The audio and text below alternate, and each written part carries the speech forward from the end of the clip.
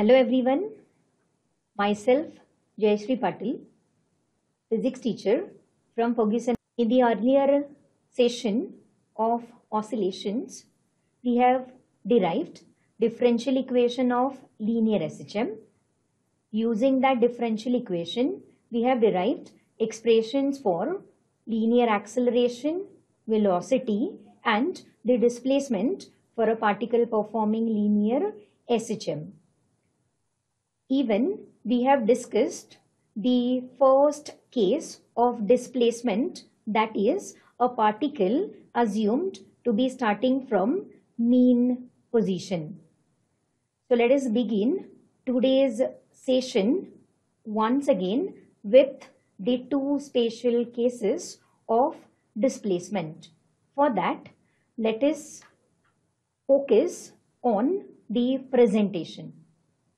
After deriving the expression for displacement, we have discussed the first case for a particle performing linear SHM, assuming that the particle is starting its motion from mean position.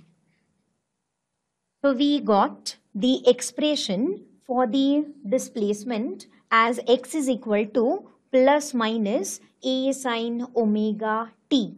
Here, plus sign is used for the displacement if the motion is towards the positive extremity from mean position. On the opposite hand, negative sign is used for the displacement when the motion is from mean position towards the negative extremity. On similar lines, let us discuss case 2 in which the particle is assumed to be starting its SHM from extreme position. For that, again at time t is equal to 0, the particle is at extreme position. The displacement at extreme position is either plus a or minus a depending upon positive extremity or negative extremity.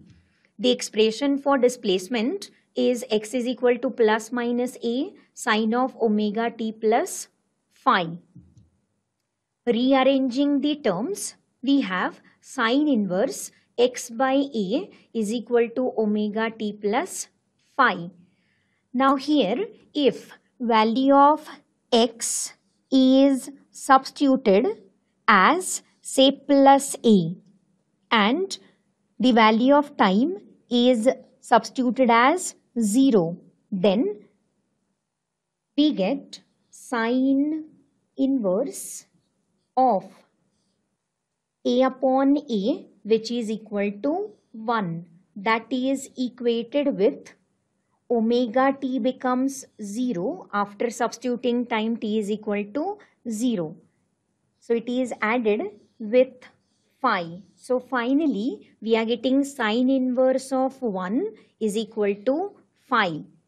So the angles for which sine of that angle is 1 are either pi by 2 or 3 pi by 2. Hence, the expression for displacement can be written as x is equal to a sine omega t plus pi by 2 by substituting phi is equal to pi by 2, or x is equal to a sine omega t plus 3 pi by 2 where phi is substituted as 3 pi by 2. So combining these two expressions, we have a general expression for a particle whenever is starting its motion from extreme position, that is x is equal to plus minus a cos omega t. Here x is equal to plus a cos omega t is equivalent of x is equal to a sine omega t plus pi by 2, and x is equal to minus a cos omega t is equivalent of x is equal to a sine omega t plus 3 pi by 2.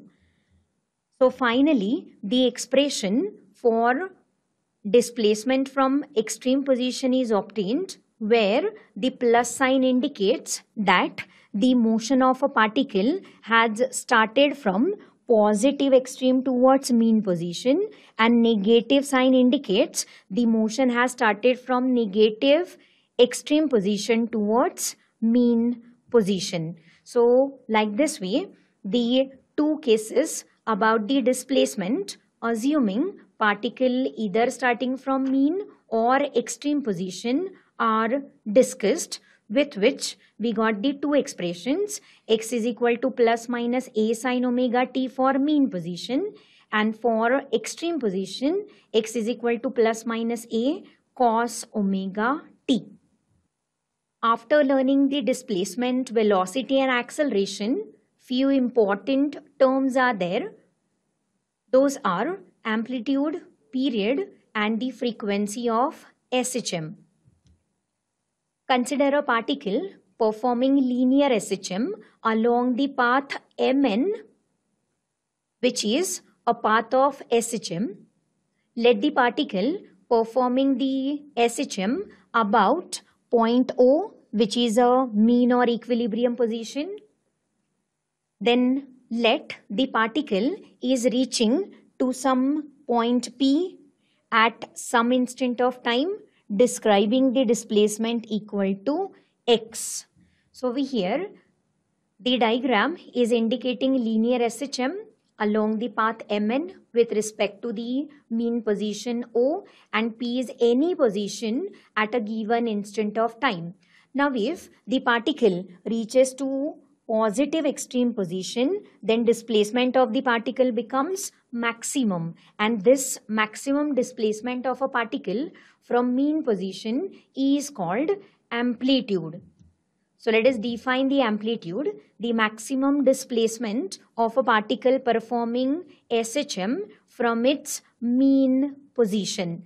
So even though the particle is moving towards the negative extremity, that is towards point N, then also the displacement is maximum, and that is also equal to A, but as per the position, x can be written as minus a, and for positive extreme, x can be written as plus a. So if the particle is undergoing maximum displacement on either side of the mean position, then also the displacement is the amplitude.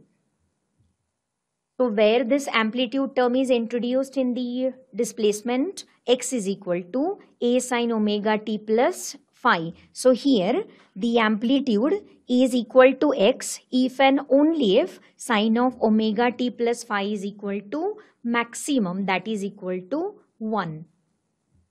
The time taken by the particle performing SHM to complete one oscillation or vibration is called periodic time or period of SHM, which is indicated by capital T. If the particle is performing linear SHM and the displacement of a particle at time t is equal to x, and that x is written as a sin omega t plus phi. After time t prime, the particle reaches to some another position. So this t prime is equal to t plus 2 pi by omega.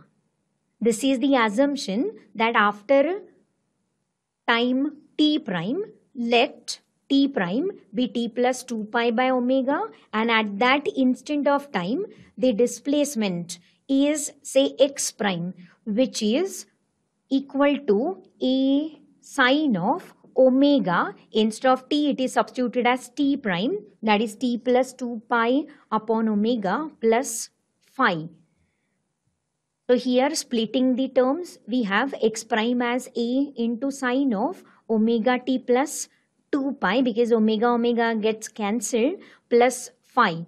So finally, we have the displacement after time t prime, that is x prime, is equal to a sine of omega t plus phi, because sine of 2 pi plus theta is equal to sine theta itself. So using that identity, we have x prime as a into sine of omega t plus phi. So what we have observed is, even though a particle is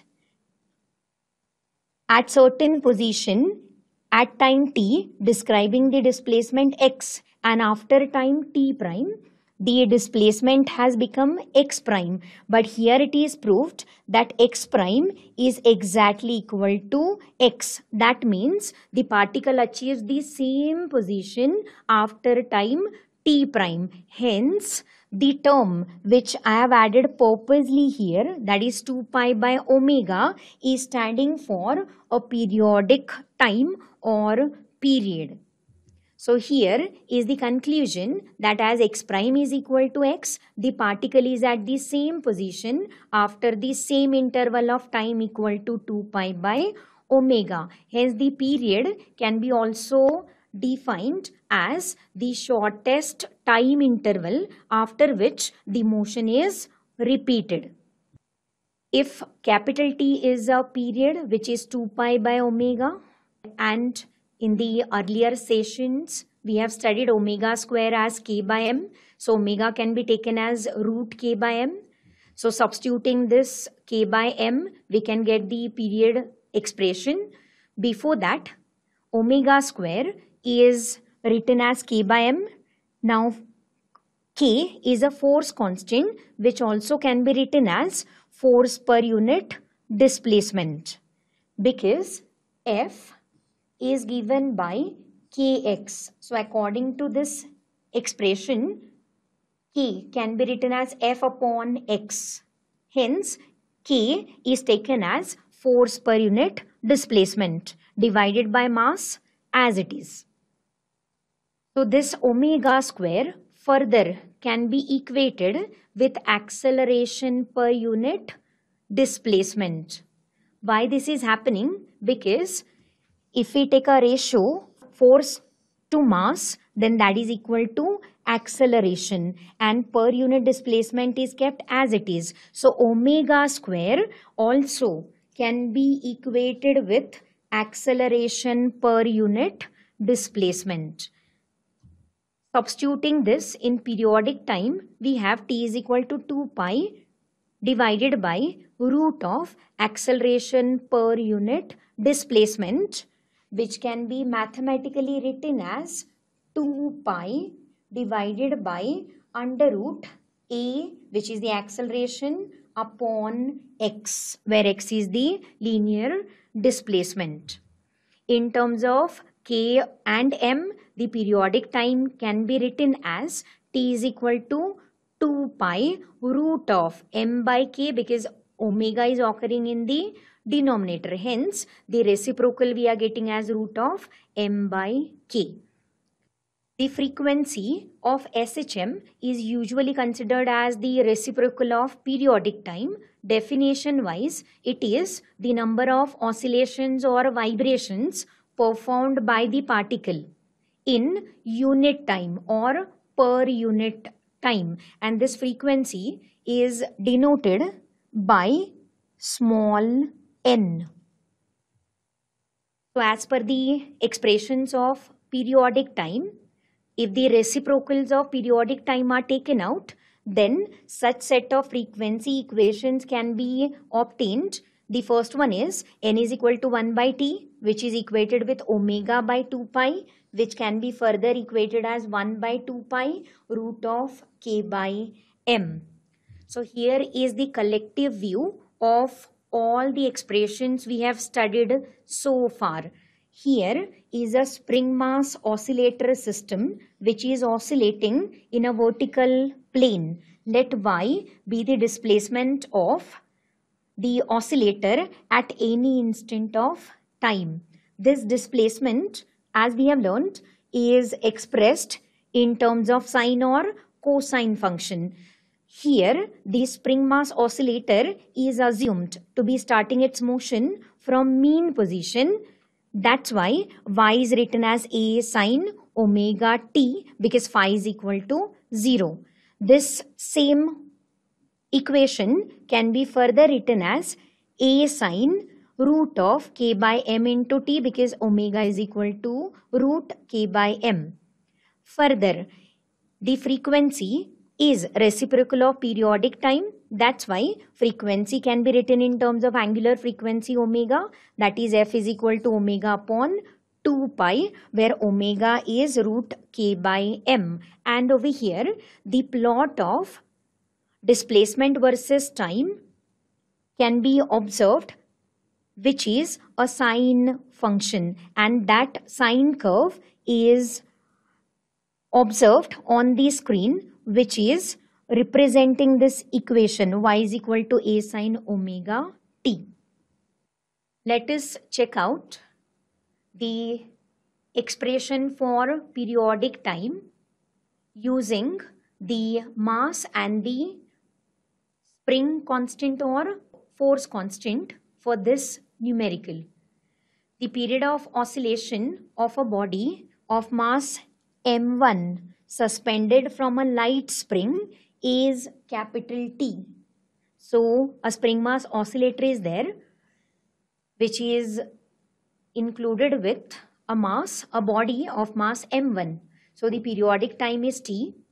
If a body is added with one more mass, that is m2, which is attached to the first body, then total mass becomes m1 plus m2. And if again the body is set into oscillation, then at this moment the period becomes 2t. Compare the masses m1 and m2. For that, periodic time expression can be used, which is t is equal to 2 pi root m by k, where k is a force constant. So as per the given data, this is a spring mass oscillator where initially the mass suspended is m1, so corresponding periodic time is t. Later on, one more mass is being added to mass m1, that is m2, so total mass becomes m1 plus m2. This is the situation. So as per periodic time expression, 2 pi is constant.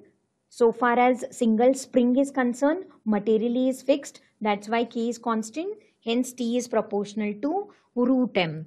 Hence, if I take a ratio t1 by t2, where t1 is the initial periodic time, which is related with mass m1, and t2 is the concerned periodic time related with the total mass, that is m1 plus m2. So we have t1 by t2 is equal to root of m1 upon m1 plus m2.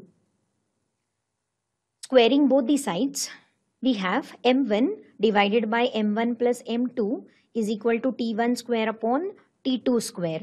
Here t1 is substituted as t and t2 is substituted as t2t as per the data, and whole square. That's why finally we are getting t upon 2t the whole square, where capital T is getting cancelled. So the ratio m1 upon m1 plus m2 is 1 by 4. So rearranging the terms for the ratio m1 upon m2, finally the value is obtained as 1 by 3. So comparative study of m1 and m2 gives us the solution as m1 upon m2 is 1 upon 3, that is mass m2 is 3 times mass m1. So again, a particle which is performing linear SHM is performing the SHM along the path PQ about the mean position O. So here P is a left extreme position, Q is a right extreme position, and O is a mean position. So position wise, we'll just try to recall whatever things we have learned so far. If the particle is assumed to be starting from mean position, then for mean position, the initial phase angle phi is either 0 or pi. So accordingly, we got the displacement for that case, which is x is equal to a sine of omega t, because phi value is substituted over here, which is equal to 0. Further, if at time t is equal to 0, the particle is at mean position, then omega t is also becoming 0. That's why the displacement at mean position is 0, which is called the minimum displacement. The velocity at that position is given by the expression v is equal to omega root a square minus x square. For a moment, we'll ignore these plus minus signs, which gives us the direction as well as the position. So here, after substituting x is equal to 0 in this equation, we have v is equal to omega root a square. So taking out the square root, we get the velocity, that is a omega, and that is the maximum velocity. And the maximum velocity also can be called velocity amplitude, because word amplitude is standing for maximum. So the velocity amplitude is given by a omega, where a is the amplitude related with displacement. The acceleration is minus omega square x. So taking only the omega square x term, because negative sign is only indication for direction. So again, if x is substituted there, then the acceleration at mean position becomes 0, which is the minimum acceleration. If the particle is now assumed to be starting its motion from, say, extreme position, or if the particle is present at, say, one of the extreme position, then the initial phase angle is either pi by 2 or 3 pi by 2. If particle is at positive extreme, that is q, as per the diagram, phi is pi by 2. If the particle is at left extreme position, that is p, then phi is equal to 3 pi by 2. So substituting again t is equal to 0 in this displacement equation, and phi is equal to either pi by 2 or 3 pi by 2, then we are getting the general expression as x is equal to a cos omega t. So as the particle is starting its motion from extreme, so t can be substituted as 0 over here. But cos 0 is 1, that's why the displacement is given by amplitude. And depending upon from which position the motion is started, plus minus sign is introduced. So maximum displacement is equal to plus minus a, plus for positive extremity and minus for negative extremity. Again, if we want to get a velocity at extreme position, then x has to be substituted as a.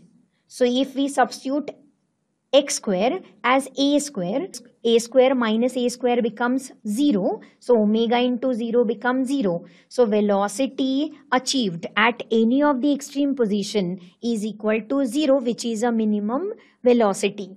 Similarly, acceleration. So for acceleration, if x is substituted as a, then we have acceleration as a into omega square. So here, if displacement is plus a, then acceleration is minus a omega square. If displacement is minus a, then acceleration is plus a omega square, because both of these are oppositely directed. So that's why the acceleration amplitude obtained is a max, which is equal to a omega square. For a moment, the negative positive signs can be ignored. So this is a collective view about the positions from where the particle is assumed to be starting its motion and the various values of displacement, velocity and amplitude. The next part to be discussed is what is the connection of uniform circular motion and the simple harmonic motion. That is, here we are going to discuss the projection of UCM on any diameter as SHM. Observe the animation here. A red ball is performing uniform circular motion. The uniform circular motion is the circular motion of a body along the circumference with constant angular velocity. So the same is happening with the red ball. If the red ball is connected to a string and at the lower side of the string if another blue ball is connected, then that string is acting as a perpendicular or projection of red ball on horizontal diameter, which can be observed over here at the bottom, and that is coinciding with x-axis. So in other words, the blue ball is a projection of a particle performing UCM on a horizontal diameter, and it is observed from the animation that as the red ball performs UCM, the projection taken at various positions is performing SHM. Blue ball is said to be performing SHM simultaneously. So here let O be the center of circular path. Then as we know, the centripetal force for UCM is directed along the radius towards the center, that is towards O. The two motions are happening simultaneously. So for that another motion, say simple harmonic motion along x-axis, that is along the horizontal diameter, the O position is standing for equilibrium or mean position. So here for SHM, the object must be experiencing restoring force. So if you observe the direction of CPF and restoring force, then both are directed towards the center, that is O. Hence here centripetal force in UCM is equivalent to the restoring force in SHM. So after equating the expressions for centripetal force, which is minus m into a omega square, with restoring force minus kx, we have m a omega square is equal to ka, because displacement over here is equal to the amplitude, and that amplitude is equal to radius as per the analogy of UCM and SHM. So over here A gets cancelled and we have m omega square is equal to k. So in the differential equation we got the term omega square is equal to k by m, and here with analogy of UCM and SHM it is proved that how omega square is coming equal to k by m. In this session of oscillations, we have completed amplitude, frequency, periodic time, their expressions in terms of force constant. Even we have discussed the expressions for displacement, velocity and acceleration at various positions, especially mean and extreme position. Along with that, we have introduced analogy between UCM and SHM, which we are going to continue in the next session. Thank you.